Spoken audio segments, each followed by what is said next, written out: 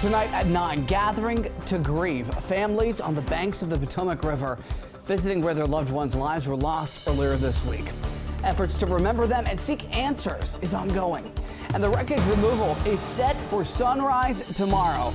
Large pieces of the flights underwater will be brought to the surface. How it will work, as officials say the number of victims positively identified rises. Meantime, a double deadly fire in Prince George's County. The latest breaking news from first responders in Oxon Hill tonight. And we have some clouds around this evening, keeping temperatures not quite as chilly as they were last night, but still cool all in all. So what will you wake up to tomorrow, and what will be your week forecast? That's all coming up. But searching for childcare. Many families are scrambling for childcare after federal workers were ordered back to the office. We're digging into ways to stretch your dollar. You're watching the station covering all of the DMV. This is DC News Now.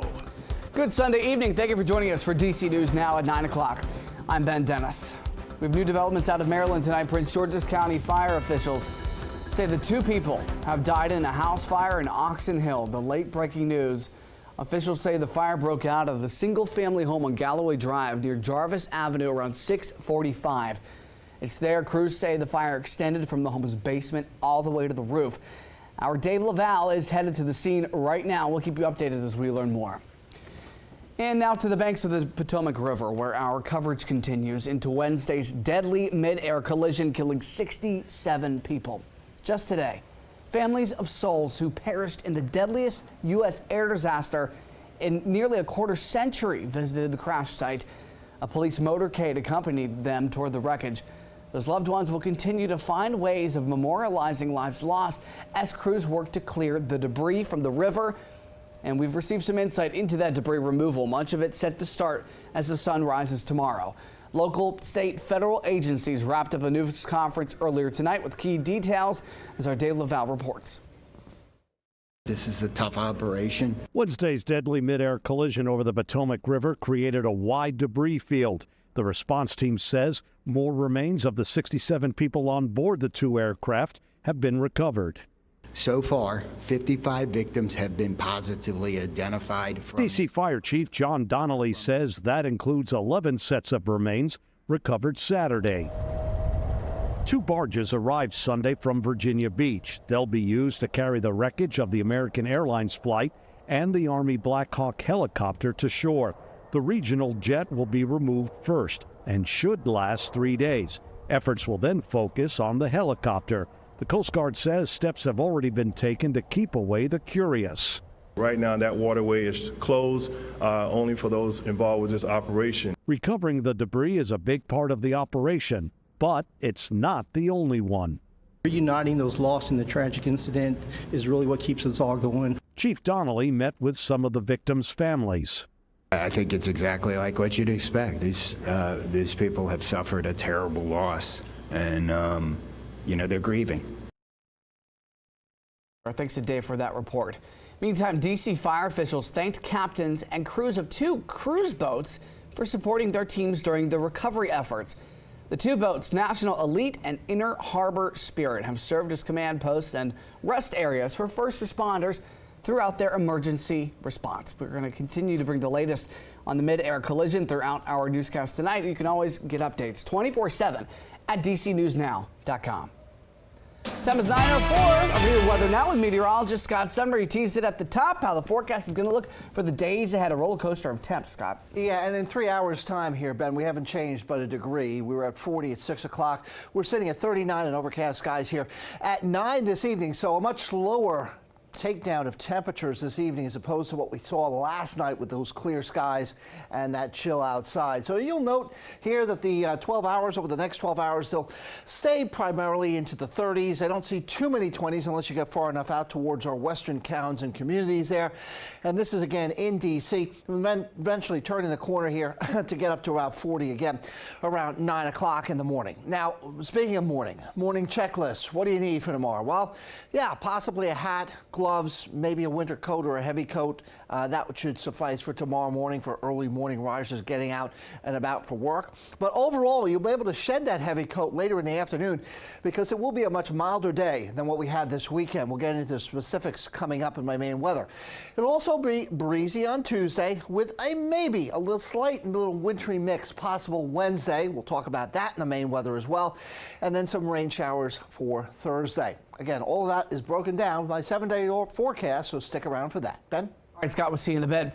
Got an update tonight on Friday's deadly medical jet crash in Philadelphia. The NTSB says they've recovered the cockpit voice recorder from that jet.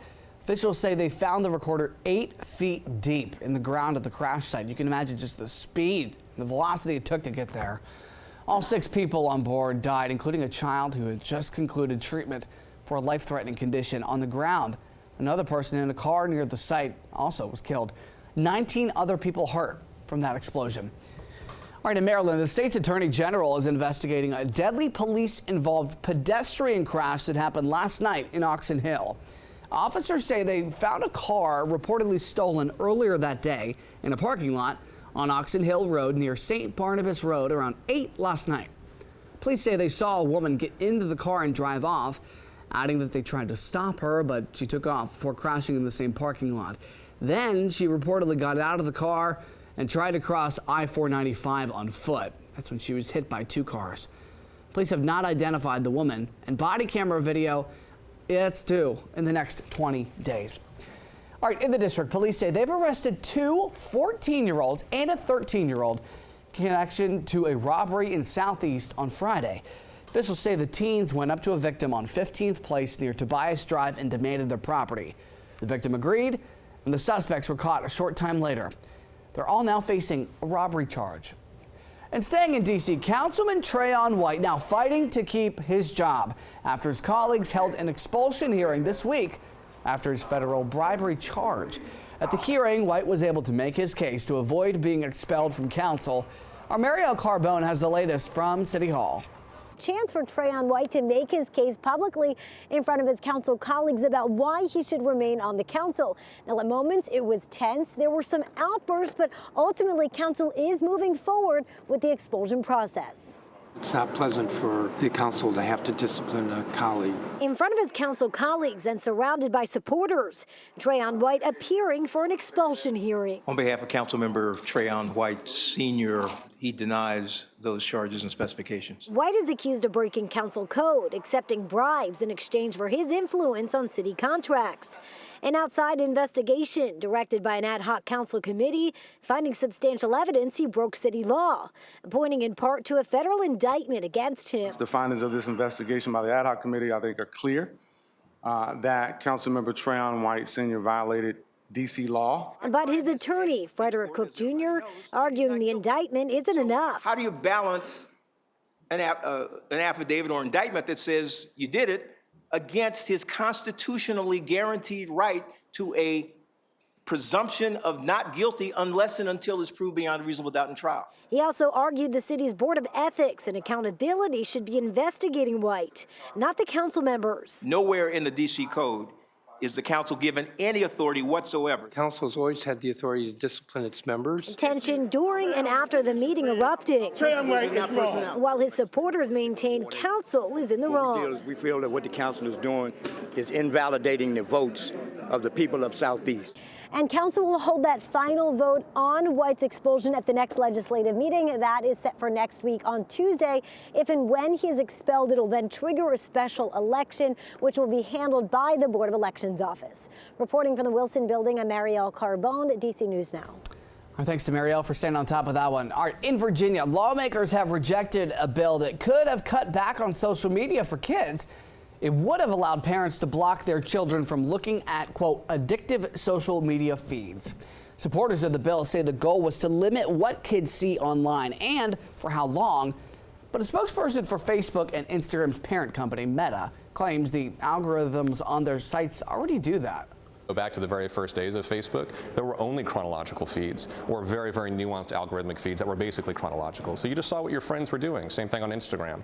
But now with the rise of AI and algorithms, we're getting much more content exposed to our children that they did not sign up for. The algorithm's helping to take out what would be considered borderline content, stuff that doesn't necessarily violate our community standards, but might not be appropriate for a younger audience.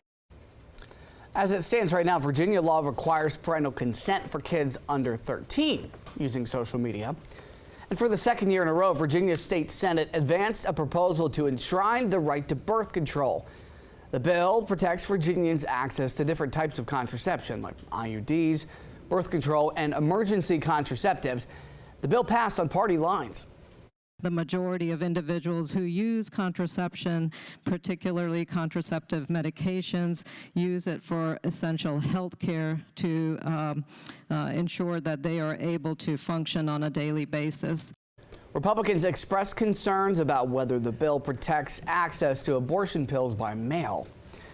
Switching gears, several puppies from Northern Virginia are going to this year's Puppy Bowl. Abigail and Maya will be playing for Team Fluff. The puppies are from Operation Paws for Homes in Alexandria. After the game, the two pups will head back to their owners. You can catch the Puppy Bowl February 9th on Animal Planet.